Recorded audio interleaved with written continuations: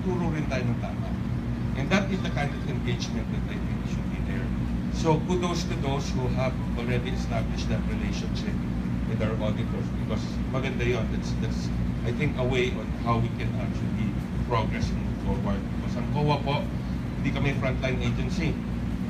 We do not render services directly to the public. But some of our auditees do so, whether in the national government, more so perhaps in the local government sector, because nandun kayo sa baba, you actually provide direct services. So part of our role is to help you provide those services in accordance with your mandate through effective, efficient, and economical use of resources. So to the extent we can support you in that manner, that is part of our mandate. Si Commissioner Fabia, who isn't with us, likes to put it this way. Sinasabi niya, hindi naman tayo magkaaway. Kasangga tayo. Kakampi tayo. Pero hindi tayo kasabwat. And I think that probably encapsulates it. No? Ang ano dito is, we are partners with all other government agencies. So if government agencies perform better, if we have some role in that, then we have actually done our job. So part of our job is to make sure that government agencies, local government units are able to render services to the public in accordance with their mandates through the most efficient, effective, and economical use of resources. So to my COA family, you know that we support you fully. Nararamdaman nyo naman, di ba? And we will continue to do that. You know, ang tinatanong nga ako, how come you always go around, no, visit the provinces? Sabi ko, well, of course, I think that's really part of the job. But at the same time, sabi ko, hindi naman lahat ng empleyado ng COA ay nakakapunta sa central office. So kung ganon, kami na lang ang pupunta sa inyo. So that is the reason why we forward. And also to hear your concerns. To our audited agencies, if your relationship has been good and so great, let's continue it. If there are things that we still need to work on, be patient and with us kasi this is something that we're still, you know, malaki kami. We have 8,700 people all over the Philippines. So sometimes some changes in the way we do things, it takes time for it to develop. But rest assured, we're here not to prevent you from doing good, but hopefully to help you do even better. Okay? So with that, again, maraming salamat, daghang salamat sa province of Sarangani, to all the officials and the board members, and mayors and vice mayors, and other representatives, of course, the city mayor. Maraming salamat, and mabuhay po kayong lahat. We will be back pag nag-blessing ko. Thank you.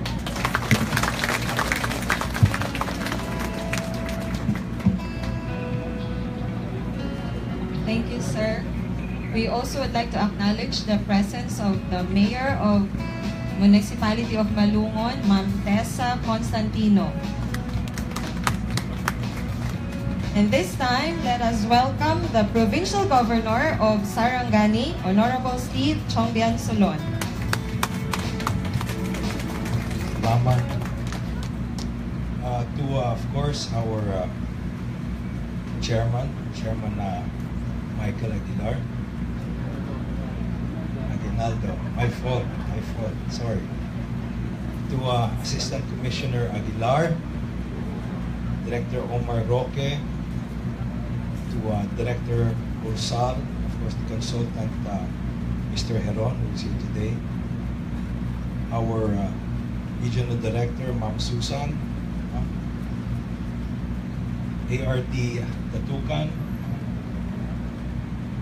of course our very close friend, the Supervising Auditor Catherine Factora. Where are you, Cathy?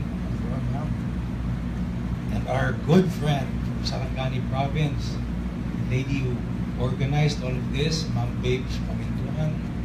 Where are you, ma'am? Palakpakan po natin. Bing, nagtatago sa likod. To our mayors, Mayor Martinez is here, Mayor Constantino, Mayor Palason, our vice mayors, to our board members, municipal councilors, Vice Gov, of course, Elmer de Peralta, salamat. maybe my message will be brief. It's a message of thanks and a message of support. We would like to thank COA for being such a good partner to the province of Sarangani. You mentioned earlier, Mr. Chairman, that one function of COA is the teaching aspect. And I think Ma'am Babes and Ma'am Cathy has been very helpful to Sarangani province, teaching us how we can better improve our system. So thank you very much. Mayor Rivera, sir, pasensya, I forgot to mention my good friend, Mayor Rivera. You know, I used to visit the old COA office, which was in the National Building. It's a hot room, not as nice looking. So this is truly a welcome development, because the last thing we need is a grouchy COA auditor, no? So to transition into our pledge of commitment, you know, once the building is fixed,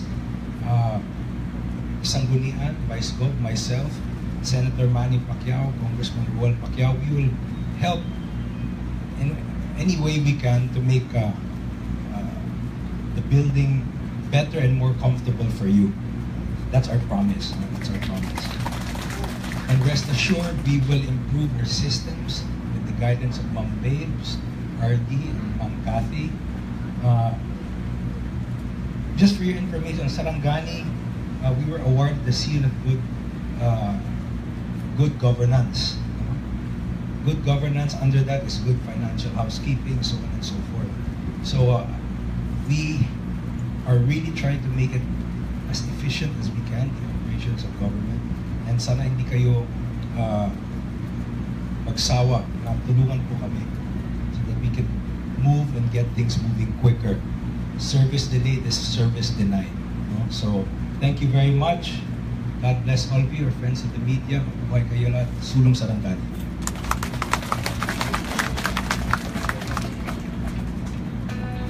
Thank you, Governor. This time, let us witness the ceremonial time capsule laying to be spearheaded by Service Chief Aliyah A. Masbud.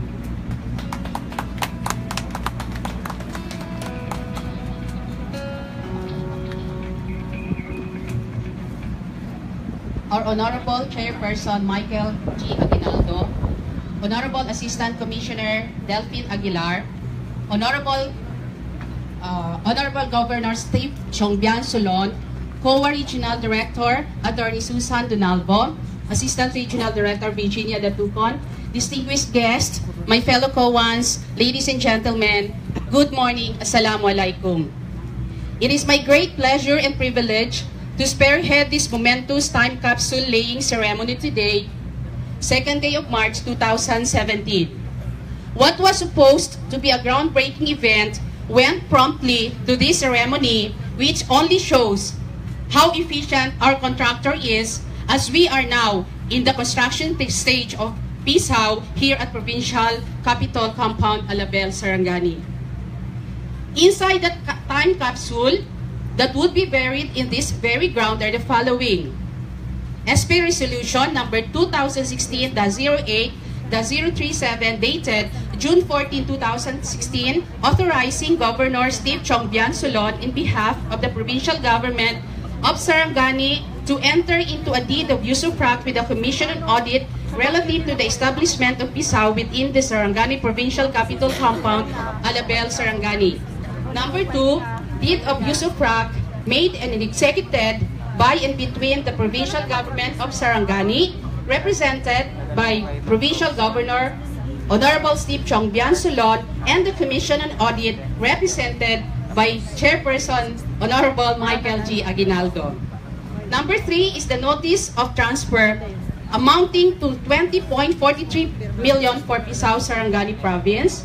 Number 4, invitation to bid for the construction of Pisaw building. Number 5, contract agreement for the construction of Pisaw amounting to 18.88 million made and entered into by between vertical builders represented by Mr. Jackson Joseph T. King and the Commission on Audit represented by Regional Director Attorney Susan L. Donalvo. Number 6, are the building plans and the copy of program during the time capsule laying ceremony. We at the Commission on Audit COA Region 12, especially those who are assigned here in Sarangani Province, couldn't be more excited and looking forward to that day when we can finally see the said office erected in its full grandeur. So ladies and gentlemen, to start the ceremonial time capsule laying, may we request Chairperson Michael G. Aguinaldo, ASCOM Delphine Aguilar, Honorable Governor Steve Chongbian Solon, and other officials from COA Central Office to sign the building. Also requested are Director Susan P. Donalbo, Regional Director, Assistant Regional Director Virginia Datucon, and all the supervising auditors and service chiefs of COA 12 to sign the same. May we request also the Regional Technical Services personnel to assist in the distribution of rubber gloves and shovels. Finally, I wish the construction of this office success in every step of the way. Thank you very much.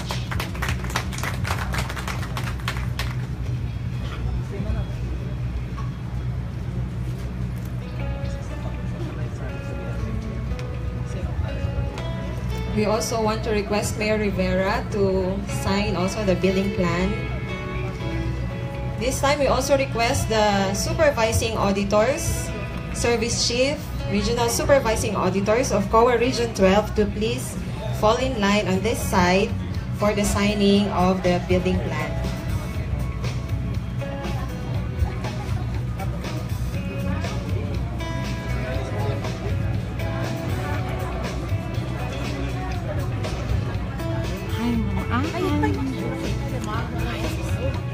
As a background, the Pisau Sarangani is a two-story building which will provide a modern working environment and a home for auditors and other COA personnel who will be assigned in Sarangani and General Santos City area with a project cost of 18.88 million and contracted by Vertical Builders.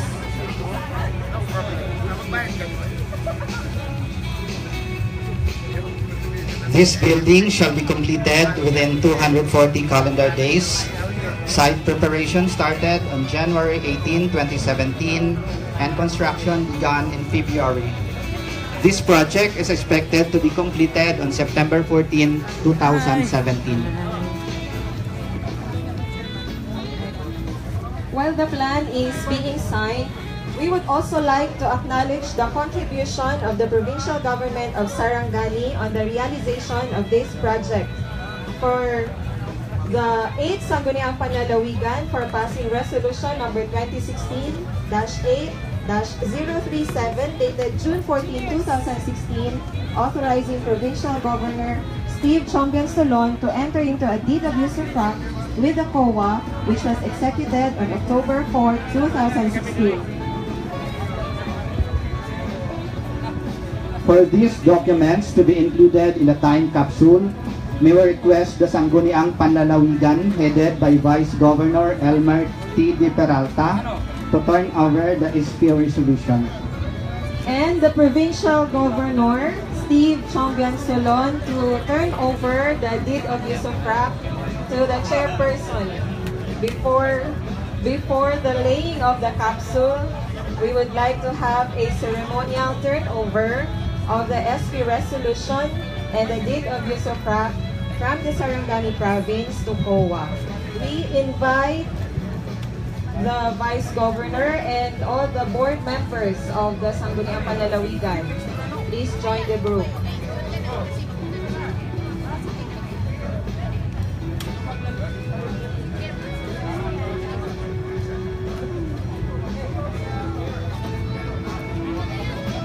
The Sangguniang Panlalawigan is turning over the SP resolution and the Governor is turning over the deed of usufruct to be included in the time capsule.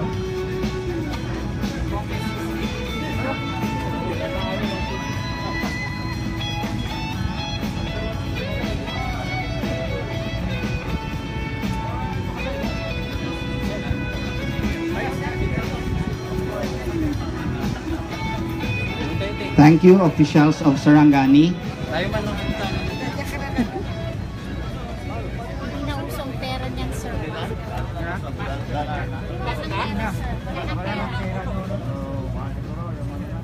Cashless na tayo.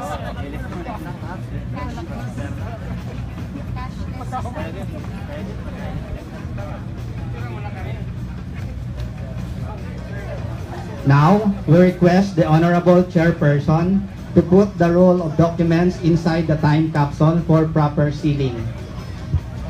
We request our guests from COA Central Office to join in the laying of the time capsule. We also request Regional Director Donaldo, Assistant Regional Director Datucon, and all supervising auditors and service chief to join the group, and all our elected officials attending.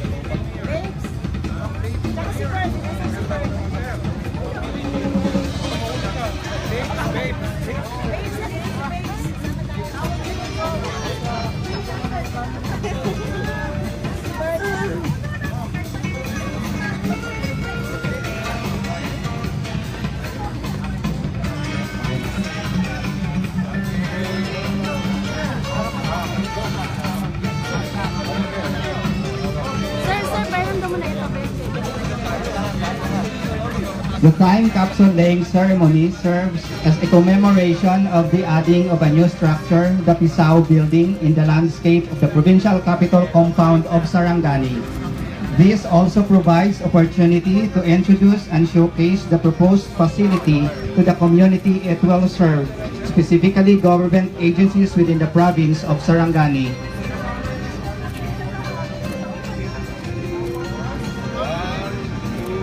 Okay, sabay-sabay tayo bago nila i-drop. 1, 2, 3, drop!